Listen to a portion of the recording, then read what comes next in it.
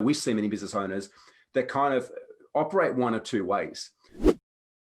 They either they try to hold on to the steering wheel way too tight and drive the car all on their own, which starves growth and starves the ability for the business to truly thrive. Or number two is they're just willing to hand over the steering wheel willy-nilly to anybody who comes along, and they do what Michael Gerber talks about in the E-Myth, which is like delegating through abdication.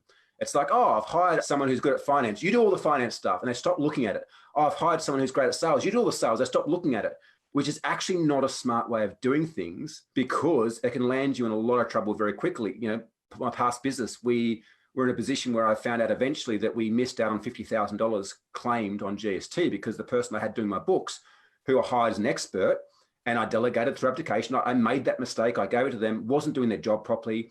They were stressed and overwhelmed. They were putting all these fake allocations in my P&Ls to balance the books, which cost me a lot of money, cost him his job when I found out, and cost us a lot of growth. So what do you think are the key things we need to do in preparation prior to being in a position to hire somebody in that integrator's role? I think firstly, the integrator is not a role that you delegate.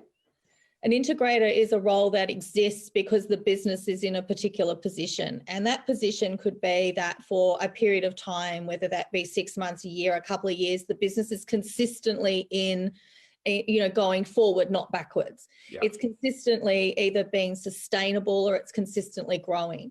The team is getting bigger. You've got bigger ideas. The clients are going forward. There's progression in the business. Once you get progression in the business, you've got your finances right. You haven't delegated it out to somebody you're not checking. So as a business owner, you are across the business, but you're starting to get to a position where to manage the day-to-day, you're working in the business as opposed to on the business. Yeah. So you're not going to delegate the role. You're going to bring somebody in to work with you so that they can manage the business, and then you can look at taking the business to the next level.